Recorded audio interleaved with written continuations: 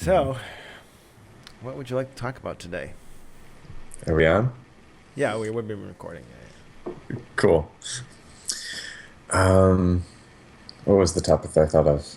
Oh, yes. This is an idea that I had while I was at Wisdom 2.0 earlier this year. Yeah. I think it was Jack Cornfield speaking about the shadow. Canfield? Cornfield? Cornfield, Okay. That's different than not the chicken soup guy. not the chicken soup guy. Okay, yeah. Got it. Cornfield, the meditation guy, Okay. Spirit Rock. Got it. Okay. And as much as the transformation community, like we love the shadow, we love the like, okay, like what's the thing that we're really afraid of, or like how do we like project that onto other people? It's like really like you're angry at someone, really you're angry at yourself. Yeah. Could probably go into that about what you were just talking about as well. Hmm. But one thing that I loved that he mentioned, and I was sort of annoyed that it was barely a footnote in his talk, was he mentioned the positive shadow, Hmm.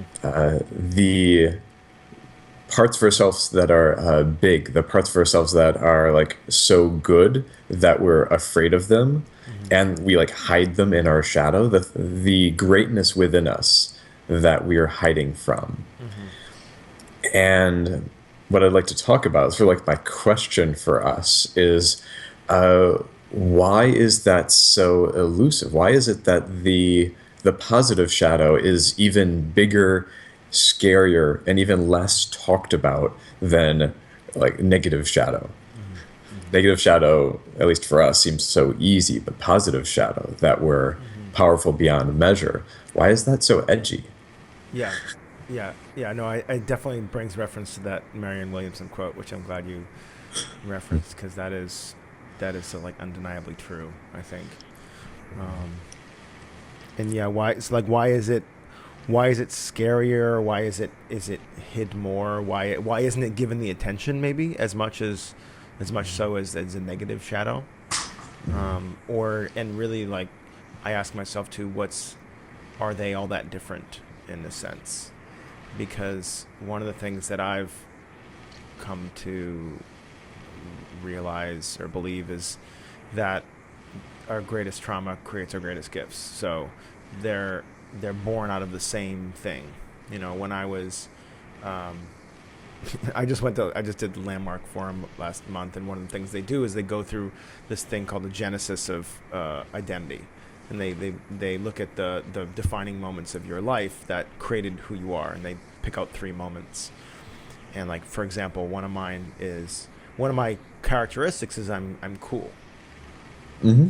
So I, pretty much everything I yeah. do, I'm just cool. Like, and it wasn't always that way because when I was in middle school and high school, I always felt like I wasn't popular. I always felt like a loner. I didn't feel like I fit in, and girls weren't interested in me, at least in my story. And so that began this quest to be cool because if I was cool, then I could, um, then I could whatever. I could have friends, be popular, have girls, whatever.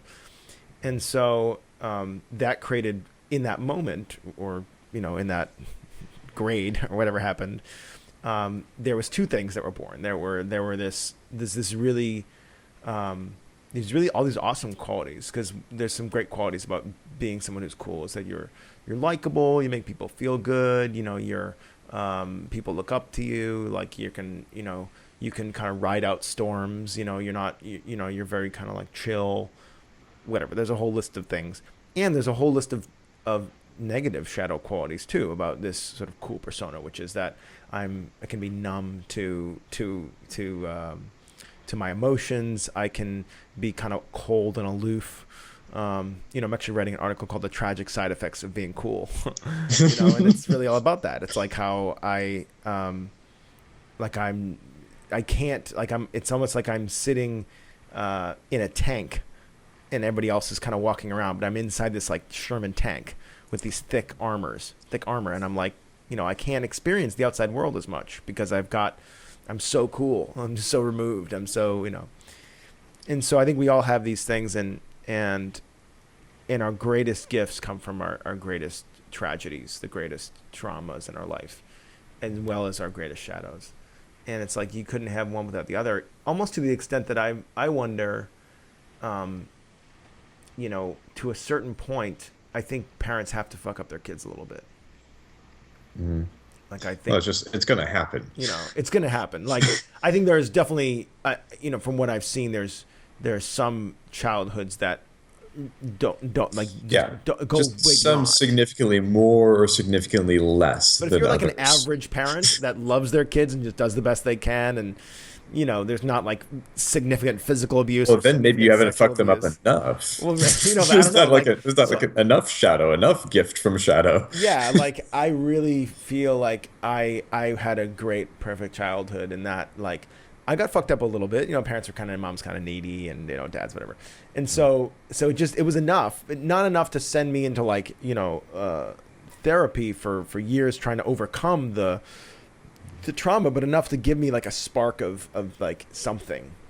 And it definitely has created my greatest gifts. So it's been like, if somebody said, Dave, you are powerful beyond measure and here are the ways, I could say, yeah, that's look at how my trauma, again, not that traumatic a childhood, but look at how that stuff shaped my life. For you, it was traumatic. Well, yeah, I mean, like When not other being when cool other in high people look at school, it, not it's as just like, bad as oh like my sexual god, abuse. that's like privileged trauma or something. Oh, and totally, it's like first world trauma. Yeah, yeah, yeah. Yeah. Paula, I mean, right? Paula had trauma. Like she grew up in, a one-bedroom apartment in communist, Poland, and had sexual abuse from her uncle and just all this kind of bullshit. And so she has actual trauma. I have like sort of like whiny teenage trauma or something. You have like Burning Man problems, trauma. Yeah, yeah, yeah, yeah. And so yeah, there's the connection of gift with wound. But I also noticed, like, as you're talking, it's sort of like just barely acknowledging the gifts and still emphasizing a lot the wounds. It's like, oh, that's because I have this wound, as minor as it is. Yeah.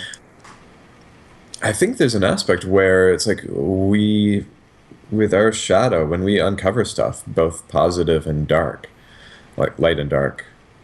Yeah, positive and negative, let's say. Light shadow, dark shadow is confusing. Sure. Yeah. We amplify whichever positive or negative we're focusing on. So if we're like really into the shadow, we're really focusing on what went wrong, Mm-hmm. how to heal it, and it's almost like a footnote what gift we got from it. It's like, well, it's a good thing that I went through hell because I got this nice little like bonus door prize from it. I think there's a lot of room for us to also be really focusing on the positive, to be really be focusing on those gifts, so that and it amplifies them, so that it's barely a footnote where there's a correlating wound in the past. I had this Yeah. experience recently. Like I'm in luminous energy healing school, and Oh, nice. we have this dynamic between the patterns which are not so healthy, sort of like from childhood hurts, and how we our ways of trying to deal with not getting certain things met or being hurt in certain ways. Then there's the correlating gift, the superpower. In the last module, it was like the oral process, like the needy process, like mommy, I need you, I need this, clingy. And the gift on the other side of that is water bending. The very just like emotional limbic resonance, being with people, being a yes to everything. I noticed that I have a lot of water bender. It's like I'm just very strong in that gift. And I need to sort of, I'm not that connected. I know that I had a lot of the oral process in the past, but I've done so much work that's not very prominent anymore. It's not much in my awareness. If anything, I'm much more focused on leaning more and more into the gift, leaning more into waterbending. Just like, it's like, oh, how can I bring even more? How can I be even more like loving and sensual and a yes to everything that is in the world? And I need to sort of think and rack my brain to remember. It's like, okay, wait, how was I hurt before? Where did this come from? The shadow isn't so the negative shadow isn't so present. And it's like continuously unpacking the positive shadow, like realizing that there's always more possible. Yeah. So it's a I have a, conversation that I love. yeah, I mean, I have this theory that if we actually just really acknowledge the positive that's come out of our hurts, that it would be so much easier to deal with the hurts. We don't actually have, like if we didn't even necessarily process the pain and the trauma and the stuff, if we just saw it as a gift as well as whatever else stuff, like it would just take the charge out of it so much. It would be like, oh, okay, cool. Like, well, I got this thing, but hey, it's not. It's. I think because what we try to do is then we try to go and fix the past when we don't get that. We try to like bargain. We kind of like, well, gosh, imagine my life if I hadn't, gotten beaten up in third grade and thrown in that locker, like, God, I'd be fine. But then I wouldn't be who I am today. Like, it just wouldn't, I wouldn't be a bad person, but I'd be different. And I can't just go back and exchange the bad and not exchange the good as well. And I always think about that because we do try to like fix the past. We try to think, oh, if I just had a different childhood, like that would it all, like we would actually be happy with that if we could do that. It'd be like some weird like movie where you can actually go and fix your past, or like it's like Back to the Future, when you go and you do that and then you're like, wait, no, actually but no, I wouldn't want that because then my child wouldn't be born, and then and blah blah blah. It's Do-overs. you can't. Would we really want to do that over if we could? Yeah. One of the unique things about, not completely unique, but one of the things that I like about myself is that I wouldn't want to do it over. Yeah. I don't want a do-over of my life. Yeah. If I went back in time, I would just be watching. I wouldn't be like trying to change things. Yeah. Because I have such respect for like everything that's happened has led up to me now. And I'm like so okay with with my life right now. Yeah. Like even the challenging parts. Yeah. Yeah. It's like when I think back to my life and say, what would I change? I always think about I always think about these like silly things like, the time I tried to run through the rain with a laptop in my backpack and then just got soaking wet and ruined it. And I was like, that was such a dumb move. And I really I should have known, I could have saved my laptop, right? I could have shit like that. But, it's, the big stuff. And I can also have luxury of saying, again, I wasn't, I wasn't like a war soldier with like Joseph Kony in Africa, and like a child soldier. And I mean, my life has been pretty good. Yeah. So I was just thinking maybe I'd want to make more mistakes. Maybe I'd want to like have a more like little hurts. Yeah, push more of the polyamory rather. You'll get more mistakes. It's great. Just it's like let's do some more things wrong. Yeah. Or like just be like trying boldly enough that things are still going wrong. Yeah. Because if everything's smooth, then I'm just in comfort land. Yeah. Well, I have a little project that I've been keeping in my folders and in my computer for several years, and it's a little ebook, and I might finish it someday. But it's called Social Skydiving: 100 Ways to Get Out of Your Comfort Zone. And I break them up into categories like mild, hot, and extra hot, and I start like the mild ones are edgy for most people. Like I don't start with like take a picture of yourself and post it on Facebook, like whatever. Like I've seen some stuff that's just so ridiculous, and some of the extra hot ones are like really edgy for And one of them that I had this on my list of things to do the last couple of years, but it would take a lot of time. I want to do what I'm calling. And again, this is such a first world thing. This would just be stupid, like 500 years ago even, or just whatever. Yeah, some people are just trying to survive. We're trying to think of ways to scare ourselves. Exactly, right. But I called it the one-way ticket challenge. And basically what it is I buy a one-way ticket to a random city in the U.S. that I've never been to. And then I take my ID or whatever I need into the airport, and then I mail it back home as soon as I get on the plane. And so basically I show up in a new city with nothing, just like a t-shirt and jeans and shoes, right? And then I have 30 days, and I have 30 days to build an entire life without my reputation, without my name, without my Facebook account, without using, whatever. I mean, I could go on Craigslist, but I have no reputation. I don't know You would anybody. need someone to like change all your passwords. Well, I just won't access it or something. Yeah, figure out something with that. So I'll just be like Andy, Andy Wolf or something, and I just show up, and for whatever reason, St. Louis keeps coming up. I've never been to St. Louis. I don't know. I really don't think I know anybody in St. Louis. I mean, I probably do, but not any like close friends. And so I just land there, and then I'd like be homeless for a few days, or see what would inspire me to do to make some money, or make some friends, or like meet some girls, go on some dates, like build a social life, find some friends, like find social circles. And I just thought it'd be a really fascinating experiment to just be at rock bottom, to start at rock bottom, But again, the kind of thing that only a privileged, something would want. But it's a valuable thought experiment for anyone, though, especially the people where they think they're at rock bottom, but they're not. There's always like more to imagine. It's like, well, what if you didn't have any of that? What if you didn't have any of that? Yeah. And you're just in this situation. Yeah. And if they get to, if they can like actually face like that fear often, Yeah. they'll eventually get that they'll be okay. Yeah. Yeah, that's what I want to show. It's like, hey, I look at that. I had nothing, and I'm okay. Now, I get that, and I think having your sanity and having the mental wherewithal certainly is not that's important. Yeah, That's health, almost everything. including mental health. Mental health. Like, I mean, if in that way, me leaning into that edge, I'm in very good mental health, not just because I happen to be in good mental health, but I'm also like taking it on as a challenge and not having it like cast upon me by the world's problems. Like, it just happened to be that I'm homeless and jobless, whatever. Like, I'm taking it on as a challenge. I'm leaning into it. It's different. Yeah,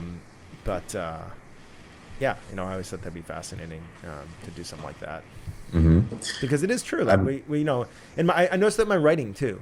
I noticed in my writing, if I'm not living an exciting life, my writing just gets boring, Mm-hmm. And there was a quote that a friend of mine said on the interview, the podcast I do, interview writers, and he was like, I think it was Henry David Thoreau, and he said, "How vain is it to sit down and write when we haven't stood up to live?" And Yeah. I mean, you got me, man. Every time I stop, I'm like, God damn Thoreau, man, you know that. Your writing could become the excuse for living. It's just like, well, I got to do something because I'm writing tomorrow. Yeah, totally. Yeah, and it sometimes it's like, okay, what risks can I take? That's kind of where that stuff like the one-way ticket challenge was born out of, because I want to stoke the fire of transformation or curiosity or inspiration, all that kind of stuff. It comes from that, Yeah. And you're great at that, just for like dreaming up crazy fun experiments to try, just like poking I've got a whole culture ebook of them, and I'm gonna read them. They're crazy.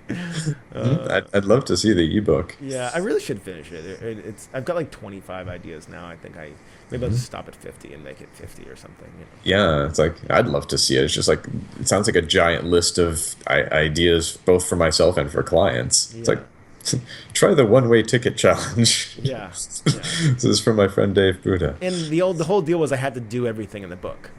So like one of them, I remember I was brainstorming, and I think Powell and I were in New York City like a couple of years ago. And one of them, I was like, go to a public place and start lead everybody in a song. Mm-hmm. And I wrote it down, and she's like, wow, you would do that? And I'm like, yeah, of course I would do that. She's like, we're actually on a New York subway. She's like, okay, why don't you do it now? I was like, all right. So it happened to be around Christmas, so I let everybody in Rudolph the Red-Nosed Reindeer, and it was fun, Mm-hmm. I mean, I've also done, I've done a lot of this stuff. And I started off, my first coaching was being a dating coach, which is, going out and embarrassing yourself in public, which is always really fun. Mm-hmm.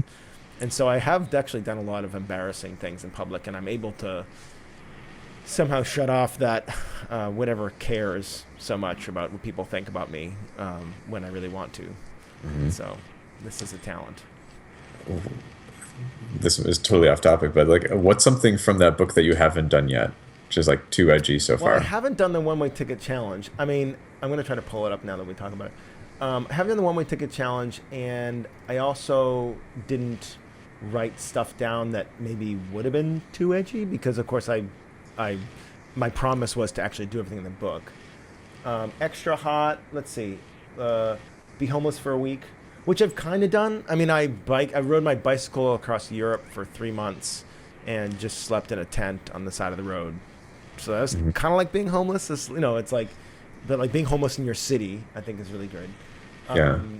Visit a swingers club with your partner and explore insecurities, having sex or playing with other people. I mean, Paolo and I have done that a bunch of times, but that for most people, that's like super fucking edgy. So I put that in extra hot. And the one-way ticket thing, Yeah, you've already done so much. Like you're probably running out of ideas for like edgy things. I know, right? I'll read some of the hot ones. These are kind of funny. Actually, I haven't really seen these in a while.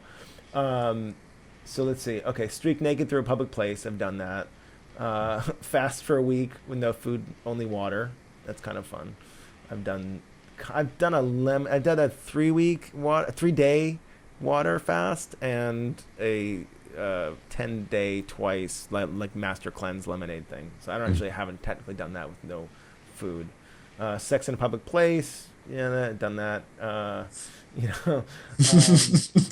For women, it was shave your head. For men, shave your head was in the mild, not the hot one. You got that one down. Yeah, totally rocking it. Get a soapbox or something box-like and sturdy. Go to a crowded place and give an extremely opinionated speech about politics, money, or religion. This sounds more like How to Be Dave Booda. Well, I don't know if that. Okay. Take a boombox to a street corner where there's substantial foot traffic. Turn on your favorite music and dance. Bring a hat and put it in front of you for tips. For some people that's not edgy. I mean, I was a street performer for many years, not dancing street performer, but playing music. So there is a lot. It's really edgy to do that, which is fun. So yeah, I mean, I did tend to like. Yeah, lots of like performing and embarrassing or potentially embarrassing yourself in public. Yeah, and stuff having to do with sex, Yeah, and just like sex anywhere, everywhere, in different ways. I mean, I don't know what else. I mean, there's some stuff that could be very people specific. Like for some people, going to like a church and praying would be so fucking edgy, you know?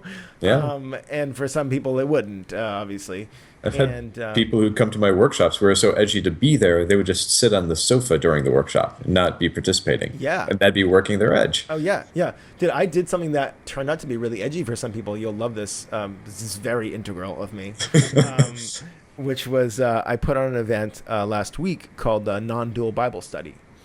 And so, you like it already, right? Yeah. And so there's a friend of mine named Brandon Hawk he used to be a pastor, and he left the church, kind of, left the faith in a sense, although he still has his own relationship to God, which looks sort of Christian. He hasn't like totally like tried to go in another direction.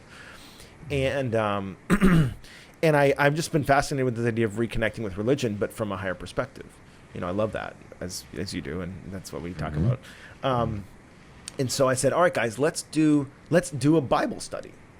Like, how cool would that be? Let's actually get together and study the Bible, but not as a book written by a God and it's true, but as a really good book, just the same way we'd study like The Power of Now or whatever, The Alchemist, or look at these books for what they are, And I only invited like 10 people, and then a couple people invited a few guests that weren't really as familiar with what we were doing. And a couple of them were like ex-Mormons or ex-Jehovah's Witnesses, like people that had like really been traumatized by religion.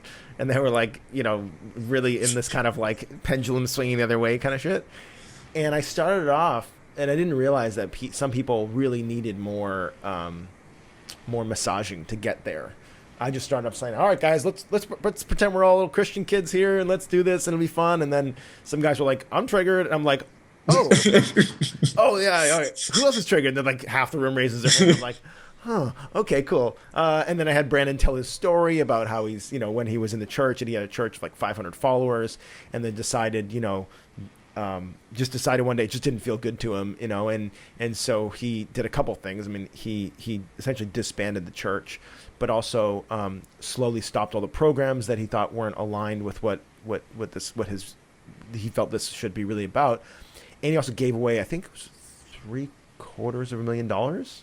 Like at the end, his church had made a ton of money, and so he decided he did what he called a Day of Jubilee, where he picked all these different places, gave the money away, and then in one service had a bucket of $20,000, and said, "All right, we're going to do instead of passing the bucket around to collect money from you guys, we're going to pass the bucket around, and you can take what you need."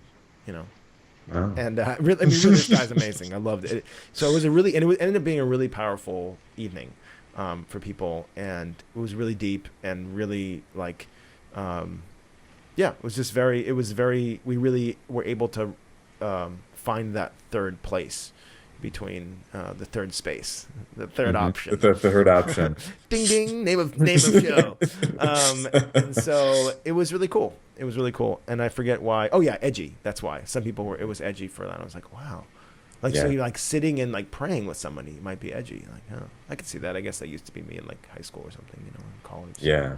Yeah. So I'm noticing the flow of our conversation has gone from sort of like positive shadow to like edgy.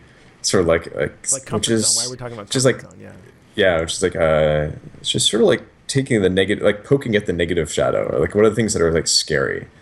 How do we grow a little bit? Another way I like to enter into positive shadowland is like the non-dual, the awareness that we have infinite potential, like that we are God, and having those occasional realizations of being potentially all powerful, like we can do anything, and then we're like faced with the very vulnerable, like it's really vulnerable to face that for some reason. It's like, what do we want to do? Yeah. So are you referring to? So when we say positive shadow, is that more like our uniqueness? Or it sounds like what you're referring to here is sort of the God within that runs throughout all of us. It's both, because it's where it's like maybe just before it gets to non-dual, where it's still very unique. It's still like it's still us. There's like a way of being God that like I'm uniquely me, you're uniquely you, and we're like God recognizing each other. Yeah. But that there's also like a very unique flavor to it, like our greatest gifts. And really it's just like this gradually seeing the shadow is seeing that they're unlimited. They're not defined, they're not limited by any like wounds that created them or like where they started.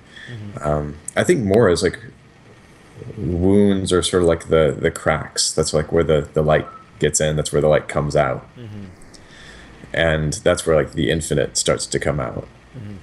And seeing that each of these gifts we have, it's like they're limitless, and that's both like weird. It's sort of hard to grasp intellectually, and it's scary for some reason. Yeah. What to go back to this idea of the positive shadow being scary, because I know we keep wandering off that, and it's a good one. It's almost like, why is positive shadow edgy? Yeah, to unite the conversations. I noticed that in people, in myself, but mostly other people, and so this idea of like, well, it actually comes out in that whole like the famous like top fears of people are like number 1 public speaking, number 2 dying. I think people, if you sat someone in front of the room and said, okay, tell us your secrets and be vulnerable, that would be edgy for some people. And then if you said, okay, now sit up in the room and we're all going to treat you like a guru and ask you questions and you have to be all powerful or something, that would be like even scarier for some people. And I think people like go this like overly humble route because they're really afraid of like an example of like, hey, if people need to see me as a guru because that helps them, and I can't hold that, that's just my ego. That's like I'm just being all full of myself essentially, Now if I take that to mean that I am this all powerful guru and all blah blah blah, I can also take that and run with it in a weird way. but people are definitely super afraid of owning their all powerfulness much more. They're less apt to do that sometimes than they are to show that they are powerlessness, or show that they are humble, or show that they're weak and feeble. And that's also vulnerable, because most people just want to be in the middle somewhere. but it's almost more vulnerable to show up in your and spread your peacock wings. Mm-hmm. Yeah. Which seems like rationally counterintuitive, because everything seems to go better when you are vulnerable, when you are more yourself, when you do spread your wings and are in your power, let your power out. It's interesting though, because it's more personal, but less egoic. Yeah. In a way. Is it more threatening? I think that's essentially why we end up shying away from it, because if we kind of go back to tribal days, and the fear of getting exiled and then going hungry and dying, it's if we come out as that, Mm-hmm. and then all of a sudden we don't fit in as much anymore, or somebody might be upset with us, somebody might be threatened by us, if we just played along and found that little middle ground, and played good boy and that kind of thing, Mm-hmm. Spreading your wings and being powerful is not part of that. That's threatening to people. It's threatening to people on some level, because they also see that they are not doing that, and they don't like that either. Yeah, it triggers all the other people who are being their full selves, and they want to bring people down to their level. Yeah, they're like, hey man, who do you think you are? You can't do that. The agreement is that we weren't supposed to acknowledge that that's possible. Yeah, the agreement is that we're all together. Therefore, if I'm down, everyone else has to be down. Yeah. Yeah. But if I'm up, I'm not paying attention to you. Yeah. Yeah. Because I know it's temporary, because I'm supposed to be down. Right. Right. And so that's threatening. And then you end up. I think there's just built into us this fear of being exiled, fear of not of being kicked out of the group. Mm-hmm. And that's maybe which is what stops people from being that powerful self. Yeah, which is the large group pattern behavior from something that's more individual, going on in the head. And it seems the ego becomes a strong cultural force. The ego is often winning over our unique personality. The negative shadow is often winning over the positive shadow. Well, let's talk about that. Let's talk about that a little bit. This idea of, let's talk about the ego's role and the sneakiness of it in this Mm-hmm. whole game, because most people think. I think the ego, one of the really good hiding places for the ego, that it gets away with this all the time, is in keeping people from being powerful. Mm-hmm. People mostly recognize the ego in when the ego takes the form of look at me, look at how awesome I am, and then what it's covering up is our humility and our humanness. People get that. There's okay, we get it, ego, you do that. Mm-hmm. But when the ego keeps people from acknowledging their power, I think it's really working in the shadows for a lot of people. They don't really recognize that that's their ego, keeping them from owning how big they are. It's still the ego. It's still this identity. It's still the fear. It's just not real. It's and I think it's an interesting kind of role that the ego does that. I'm thinking of the ego right now as just any belief that begins with the words or any belief that's a variation of "that's not me." Yeah, a denial of something. Yeah, it's big, powerful, sexual, intelligent, creative, productive, entrepreneurial. It's that's not me. Right. Is that's an ego. That's a piece of the ego, and any sort of posturing, any really blowing yourself up to as if you were something, from a place of not believing it. That's what what culture usually points to as ego, the sort of boisterous showing off, right. Which really reveals the opposite. There's the shadow within the ego is that actually you're thinking the opposite, believing the opposite at some level. Yeah. You pretend to be powerful. Yeah, it's you want to you become aggressive because you think that you're powerless. Yeah, like people that are of sane and educated minds see Donald Trump's insecurities. Yeah. Like it's just like pretty clear. Yeah, it's just like what's going on. he's right there. It's like the pastor. Neon lights. It's like the gay bashing pastors. They're like, well, all right, buddy. Like we get it. You want some cock and you just want to say it. Fine. Like if you're really just so fucking emotional about that, like, well, all right. Hey, just we see it. Yeah, but it's like I'm really like in love with this idea now of like ego, the root of it, or like a slice of it being like that's not me. The idea of personality, which is more of a cutting off of potential identities, a cutting off of potential. Like it's a denial of something that we could be. Yeah. Carving out personality out of infinite potential. And like I think it's the ego perpetuates itself. It makes it smaller and smaller and smaller, tighter and tighter. Yeah. Yeah. Yeah. That's why we want to get small. We go into the need to define even more and even more and even more. And it's a kind of a frustrating game, because it's never going to work out. So we either have to tighten our grip or loosen our grip when things get frustrating because we try to define it. Yeah, and it's more mental. It's much more fixed. It's just like, I am this, like exactly, forever and always. Which could be like, I'm good at this, or I'm bad at this. Yeah. The cool thing about or not cool, but one of the destructive things about the ego thinking that it's good at something, if you think you're good at something, you will not want to do that thing because you don't want to be proven wrong. Right, yeah. Yeah, it's dangerous to see, like, what if that's not true? Because then that identity would have to fall away. We don't want that. Yeah, it's like if you think that you're a masterful writer, it's just like, well, I should avoid writing. It might accidentally prove myself wrong. If I publish a book and it doesn't do well, and I'm not a master writer, great, Yeah, and if you think that you're not a good writer, you will like intentionally not write because, well, I'm bad at it. I shouldn't even try. That's a waste. Yeah. It's like shrink. If you just perpetually do not know, but you're enjoying yourself, I don't know. I'm doing this. That's why Facebook is great. Nobody thinks they're writing, and they just write. Like, oh, great. I didn't have publish, but it's not a big deal. Yeah, and actually something I'm working on, like even today, one of the things I'm working on with one of my coaches is speaking. Like for some reason, I'm sort of like tripped up around this idea of like don't really think of myself as a speaker. Right.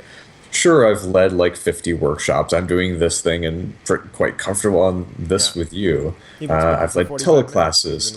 I've been look at you. Talking like all day. I'm speaking. Look, I'm doing it. Right.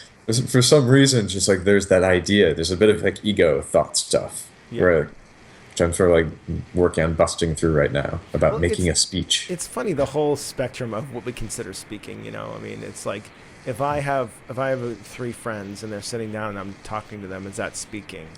If I'm leading a workshop and I'm introducing the exercise, is that speaking? If I have 20 people in a room and I'm telling them some things that if I'm saying, hey guys, here's the bathrooms to the left, and if you need to take a minute to self-care, do that. Am I speaking? If I'm on a podium in front of 1,000 people, am I speaking? If I'm introducing someone that's speaking, am I speaking? Like, it's just insane, the kind of like shit that we make up. It's the same thing with writing. Like, if I'm emailing you, am I writing? Yes. Like, if I'm journaling, am I writing? Yeah, I'm writing. If I'm writing a book, am I writing? Yeah, I'm writing. It's like if I'm jotting a note or if I'm texting my wife, am I writing? Yeah, it's fucking writing. It's the same shit, but it's not in our mind because we have it that like, well, if I'm a writer and I'm writing and here's my cup of coffee and I'm like, click, writing a blog post, and it's like, wait, and then I write an email to a friend and it's like brilliant and amazing, and it's just crazy. It's crazy. And even like, I remember, I think they figured out like there's a certain age where I think it's like maybe to 7 years old to 8 years old. Like at 7 years old, if you ask a bunch of kids if they're artists, all of them are a yes. Yeah. Like everyone is creative. Like everyone's an artist. Around like age 8, it's like most of them are a no. They like point to the people who are the artists. Yeah. They've like suddenly decided like it's like yes, an artist, but I'm not an artist because they are. Yeah. Yeah. Which is both unfortunate and Yeah. common. So it's like it's fun to go back there and like challenge these ideas over and over again. And meanwhile, too, to kind of reference the whole speaking and writing thing, whether we say we're an artist or not doesn't even fucking matter because we're doing art. But I mean, at least in my definition of art, like a kid. Kids. I've never seen. I don't care what an 8-year-old says about whether they're an artist or not. I've never seen them not do art in a given day. And I think that the same goes true for adults for the most part. I mean, we're always. I mean, I was at what I was doing, trying to work. Navigate Paula's emotions this morning was creative and artistic, and and how I make my coffee is artistic. I mean, it's just that people either enjoy that process and can get some pleasure out of it and kind of acknowledge it, acknowledge the creativity that they're using throughout their day or not, but it doesn't stop them. Like I can prove that everybody's an artist. Like I know that it's just I can walk into their house and go, how you decorated this house, didn't you? They're like, yeah, I decorated this house. Even if it's just like nothing on the walls, that's still you still made that choice to be like all zen and that you're an artist. How did you know to put the chair there? Right, it's like, oh my god, you're you know, such an artist. Right. And it's like, dude, so it's like so in a way it's like this is maybe this idea of like, are people artists? And when you know that shift in kids has less to do with their creative output and less to do with what they're actually working on or what they're doing, and more to do with like how we think we need to connect our identities to that given thing. Like we think what we call ourselves has anything to do with how we live. We think they have to be connected, and it's like, oh, I guess sometimes that's nice. Like I went through this thing a couple years ago where I'm like, oh my god, I'm a writer. Like I'd always denied that. But it's like, of course, that could be its own trap. And so it's like, sometimes that's nice because there's qualities that we see in a writer or in an artist that we don't give ourselves permission to do, and so by giving ourselves permission to do the title, it helps sometimes, but it's totally unnecessary. Yeah. And so it's Yeah, and also it's like a bit of a teaching point for like anyone who's like listened this far, as well as for you and us. It's just like there's like the inquiry into like, who do we admire? Like who are the people that we think are awesome and who are the people that we hate? Mm-hmm.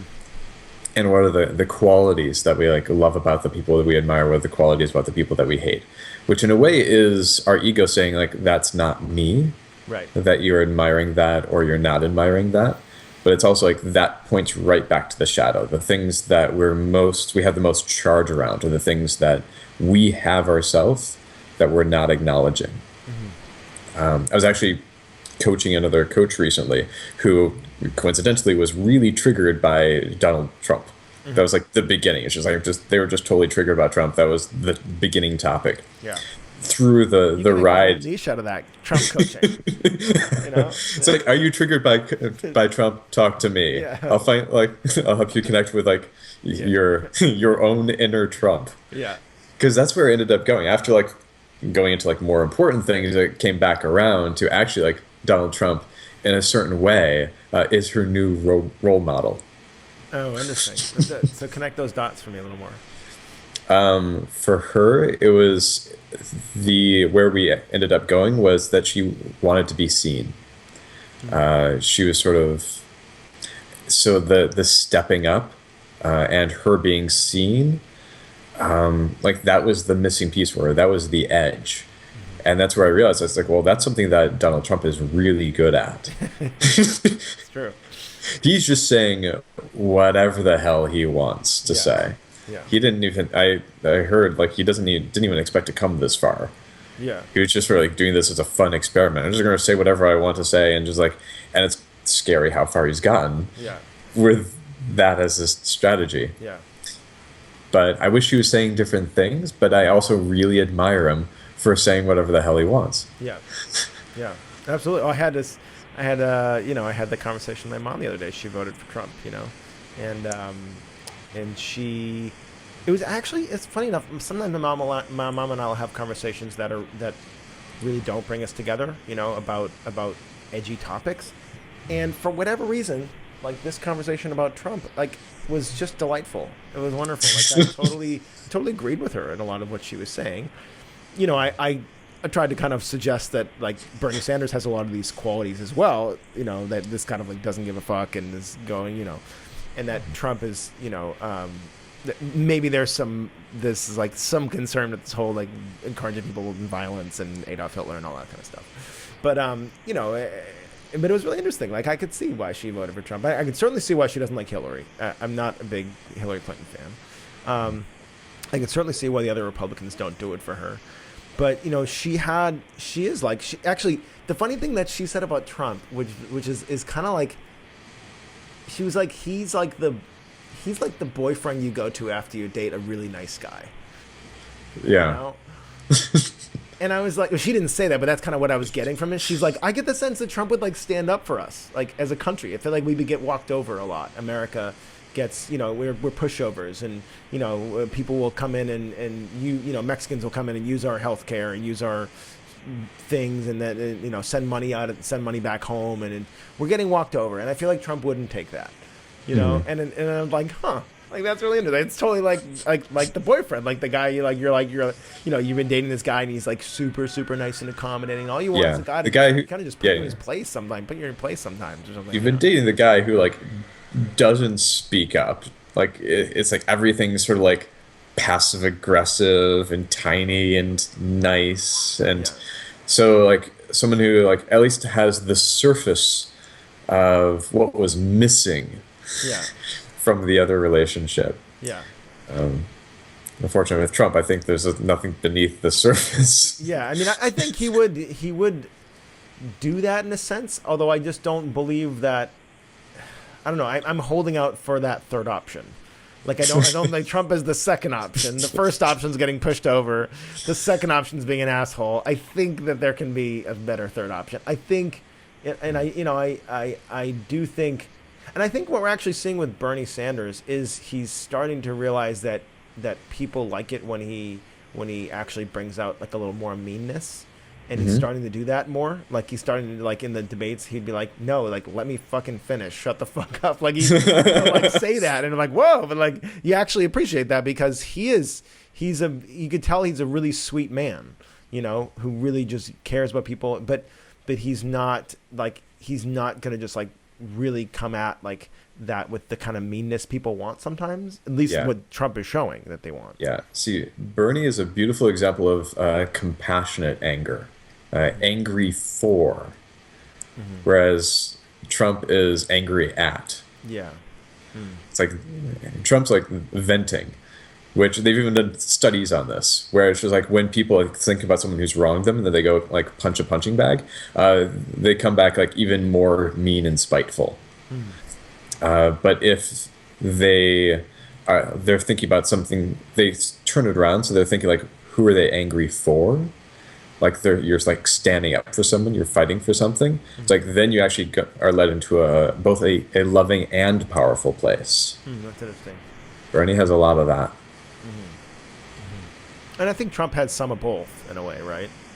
I think he's definitely. I think there's some validity in this kind of "Make America Great Again," angry for the kind of stuff that we've let happen. Now, I wish he'd be angry for like the bank bailouts and China shit like that too. But hey, I mean, there's certainly whatever. He's angry for the people who are angry. Yeah. It's a weird vicious cycle. But that's interesting. Yeah. I saw this great comic the other day with after the Bernie Sanders and the bird thing, where the birds. I saw it. And so there was a comic. You saw the comic too? There's three sections. One was like, bird flies onto Bernie's, and he's like, oh, it's a bird. And then there's Hillary Clinton, and she's got a bird with a cage, and she goes, look, I have a bird too. And then there's Trump going, you want a fucking bird? Here's a fucking bird. And I was like, oh, that's just classic. And that just nails it right there. That does. So Yeah. Yeah. Yeah. Great. Yeah. I've Cool. also really, I guess I've, you know, I don't know if this is just because I'm changing, but it does seem like talking about politics is way more interesting than it used to be. I don't know Well, if you it's feel a this way, lot more interesting right now. isn't it? I mean, really is. I mean, we It's could potentially have four the candidates in the extreme. general election running. Hmm. You know, if Republican Party says "fuck you, Donald Trump," we're not nominating you, and then Hillary wins the Democratic nomination, it's totally possible we could have four candidates running, like legit candidates running. Hmm. That's crazy. You know, it's like part of me just wants to see that because then 2020 would be so different. I mean, it would never be the same after that. You Hmm. know. Yeah. This is definitely going to change elections in the future. Yeah. Yeah, and I'm usually not one to follow politics much at all. Yeah. And I try not to follow this too much because it's a huge distraction. Right. But it's pretty interesting for me too. Yeah. What's most interesting about it for you think? Just the huge contrast between Bernie and Trump. So, like, the whole dynamic between Bernie and Hillary, that sounds like a bit more politics as usual. Yeah. It's like, or like that's like the usual degree of politics, I would say. Yeah. Usually that alone is interesting. Hmm. But Bernie and Trump are just so incredibly different, so polarizing. Yeah. And yeah, mixture of like impressed, scared, weirded out by the whole Trump phenomenon. So it's like, really? Really? This is happening? Yeah. What does this say about the US? It's Yeah. like, Did you see that video that was popular with the Irish girl that was talking about Trump? uh, uh, Oh, if you haven't, it's so it's funny. familiar. It's like she's this really cute Irish girl that's like, hey America, like we need to talk about something. Uh, Yeah. you know that guy you've been dating? He's not right for you, and I just want to tell you here, like Ireland's worried for you. You know, it's like she's playing it as like, you know, we're like this girl that's dating this asshole, and like her friends are like, hey Jenny, like we kind of want to let you know that like we think we don't think he's good for Talked. you, like, you know, and it's perfect, you know, and she's like, why don't we just get together and have a pint or something, you know, it's like it's just this is beautiful. I just love like country to country Hmm. personifications. It's really fun. Yeah, Hmm. yeah, Hmm. It's like I'm like happier with other people's perspective of our politics than our perspective of our politics. yeah, yeah. I mean, it's so fascinating to see the rest of the world and their response to Trump too. Like I'm almost really just really curious, like how his like how he would actually interact with foreign leaders. Well, did you read the? It was like one of his strategy planners came out. I think it was just yesterday, like an open letter revealing that like his whole plan was just sort of like to be sort of the protest candidate, to make a lot of noise. He did not expect to get this far. He wasn't planning to win. He didn't want to win. He was just like make a lot of noise, probably great for business as well. Hmm. See what happens, say whatever he wants, and just go with it. So Um, and makes then sense. I mean, yeah, and she left in a huff, saying like it's all about him. He's dangerous. He has no idea about policy at all. And yeah. this is coming from this is one of his former strategy planners. Oh, she Someone who's left like, the campaign. Yeah. yeah, she left the campaign. Wow. So what's really interesting is what if he did become president, Right. where he didn't plan to. It's just like, oops. Yeah. It's like here I am. What a weird ass fucking world, you know. Yeah. And but you gotta wonder too, like, what is it? You know, is it better to if if it's what if he could actually be a blank slate president? You Hmm. know, what if he does get elected and he's like, okay, says this to himself at least. You know, it's like, all right, I have no idea. I have no idea what to do. Like, Yeah. I'm totally clueless here. So I'm gonna have to bring in some really smart people. I have to like, what if he actually approaches it that way? Like, that would be interesting. Um, Yeah. I would be He'd happier have to see some that. degree. Yeah. Like I do not believe that he would be as he is at his rallies as a president. Oh, absolutely not. He's just doing it's just total demagoguery. He's Yeah. just saying it to say it. That's He's not. marketing. Yeah. So I don't think he would be a good president Yeah. at all. And that's the thing too. Like, But he would step yeah. up. Yeah, I think people totally misinterpret what he says. I mean, they're listening to it and hearing him say that, and I get that what they think he means is what he says. That's not what he means. He's literally just saying, "Watch how much I don't care. Watch how politically incorrect I can be." And then that comes out in him saying, I don't. Muslims are to blame, Mexicans are to blame. Blah, blah, blah. Like he's just demonstrating the qualities. Yeah, that you want someone who has a lot of shadow. Yeah. Look at all the things that he hates. Yeah. What does that say about him? Yeah, and of course that's the really cool thing too, is that he's being the mirror that America doesn't want, in that fun way too. He's being the person that America doesn't want to see, like himself. Yeah, and our reactions to him. It's like when we react to him, what does that say about us? Yeah, yeah, oh yeah, he's doing a great service. Yeah, you could say really like maybe because he's stirring up people so much.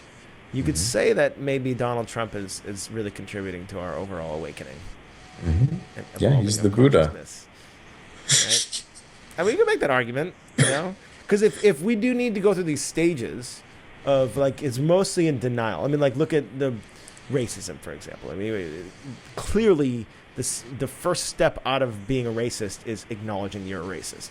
Like you can't evolve past that. We keep trying to, but not talking about it. But then like people that know, like comedians and other people, they're like, hey, let's talk about fucking racism. Let's keep talking about it.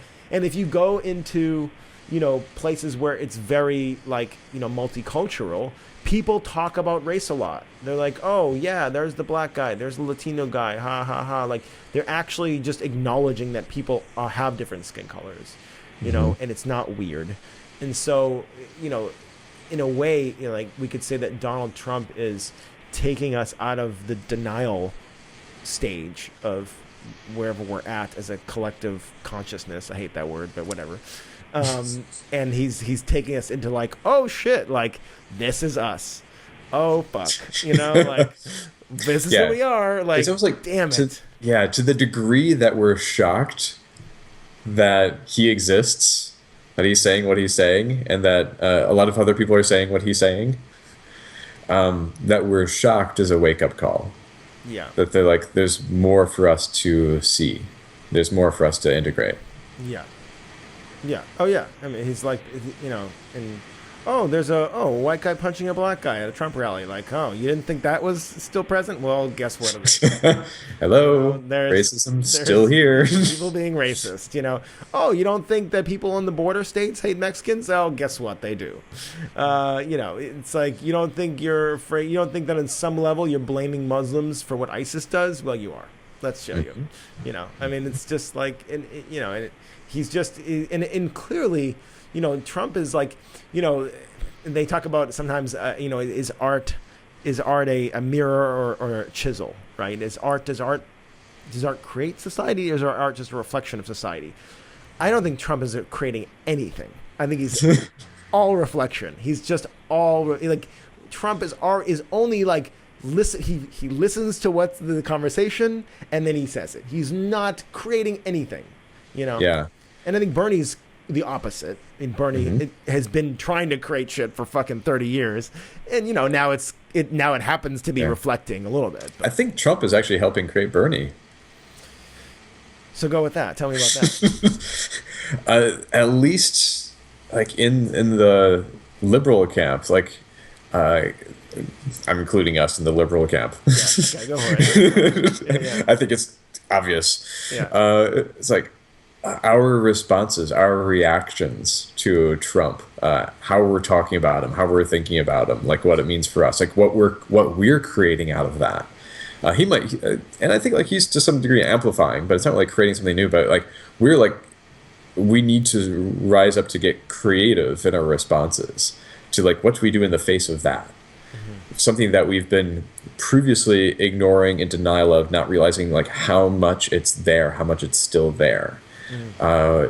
It's having us get really curious, like, okay, what are we going to create from here? Like, okay, this is still happening. Like, hate, racism, sexism is still very, very alive in the US. What are we going to create from here? And do you feel like what we are going to create is what Bernie is? Is that what you're saying, or is like Bernie's an example. Like a lot of like what Bernie is saying, a lot of like his platform yeah, is being a contrast to Trump's platform. right, yeah, yeah, In addition to uh, also being very independent of that dynamic, because he's, for example, talking about the issues. right, right. I mean, it's so fascinating because in so many ways there is direct contrast and there's so much similarity to how Bernie and Trump are like entering the scene and dealing with the establishment, and the kind of like irreverence that they're bringing. You know, I mean, I heard Bernie talk about it in an interview the other day, which was great. It was like it was on the Young Turks network, so like kind of this offshoot news network. And the guy was asking him, he's like, "Hey, so you know, I mean, obviously you have every intention to win this nomination and do that, but you know, if Hillary wins, you know, what are you going to say when the Democratic Party comes to you and says, "Hey, we want you to get all your people behind Hillary"? And he was honest. He was like, you know, first of all, you know, we're going to try to win, and that's not even a situation we're trying to plan for. But I might ask the Democratic Party, what are you going to do for us? You know, oh, you want me to support Hillary? Well, what are you going to do for us? Can you stop being the party that is just beholden to, you know, a bunch of campaign donors? Yeah. You know, can you actually start looking at like your problems, and then I might back you. Yeah. You know, Because he's going to have the meet leverage. me in the middle. Yeah. Oh, he'll have tons of fucking leverage. I mean, he's like, Going to have the, yeah, he's he going to have knows the, it. Yeah. He'll still, even in that situation, he will still have a ton of leverage to do a lot of good. Oh, totally. In that He knows negotiation. it because he's been waiting years to have that kind of leverage. You know, he's tried. He's, you know, but now he goes, oh my god, I actually have a lever here. I can use this, and it's fascinating, and I don't doubt that he will, like, use it in a good way. It's just gonna be so fascinating, man. I mean, and so it's really interesting to see what happens, and. I don't know. I'm always thinking, like, too, what would it be if Bernie wasn't around? What would it be if it was just a Hillary Trump thing? Like, what would we be talking about now? You know, would we be like, I don't know, guys, that Trump guy is not so bad. Like, would he? I don't know. You know, I definitely wouldn't enthusiastically back Hillary. Yeah. I know very little about Hillary, like just a little bit. So I would probably first go learn more. Yeah. Yeah. Because definitely not qualified to have that conversation yet myself. One of the things that I've found from Hillary supporters that they've been Hillary supporters for a long time, and like one of them, who's a friend of mine, who's a woman in her 60s, had said, you know, she had sent me a link to Hillary, like giving a commencement speech back in like the 80s, and it was really good shit. Like Hillary was like a badass. She was like, yeah, blah blah blah, and she sounded like Bernie. She was really standing up for people and passionate about change and reform. And I was like, yeah, I get that. I get that, how she kind of had people fall in love with her back then, especially when she was the first lady, you know. And then I sent that Elizabeth Warren video. I don't know if you've seen that one where Elizabeth Warren's like, hey, like, you know, there was this Hillary Clinton that was first lady and was really passionate about change, and then there was this Hillary Clinton that's now taking a bunch of campaign donations and is trying to be diplomatic with all the, you know, big donors, and I think they're different, and I kind of agree. I mean, I think that Hillary Clinton has that piece of her that I would love to see be president, but she wants it so bad at this point that she's not. She doesn't give a fuck. She gives way too many fucks. Like she cares so much. She's not free. She's not like really attached. Herself. You know, she's so attached to becoming president and all that kind of stuff. And it's probably what hurt her in 2008 too. You know. Mm-hmm. Yeah, and actually that's something that seems like to be very much in common with both Trump and Bernie. It's like they don't give a fuck. They're Yeah. gonna say what they want to say while they can say it. Right. Yeah. And it's nice that that's actually paying off today. I feel like that hasn't paid off in the past. You know, even with like Ron Paul 4 years ago, like I feel like he was kind of he was the outsider candidate. He was the anti-establishment candidate. And he didn't seem to care whether he was elected or not. And he didn't get elected. He wasn't even close, you know? And so it's nice to see that that's actually paying off. I mean, I think we live in a really interesting time. Yeah. So, yeah. Cool. Cool. We've gone for an hour. This has been wonderful. Yep. Yeah. Yeah, thank you. Who would have thought we got into politics, but you know, maybe not that. With you, we tend to go into politics more. I tend to like not talk about politics that's at right, all. It was one of the original things we had said. I had proposed politics, and you were like, "Oh, I don't want to do that at all." That's it. Yeah, it's like I'll talk like Bernie and Trump is interesting for the most part. Like, I don't know anything about Ron Paul, for example. I know very little about Clinton. Yeah. So yeah, I don't go there much. You're not missing much. Yeah. Nice. Mm-hmm. Cool. I stopped the recording, and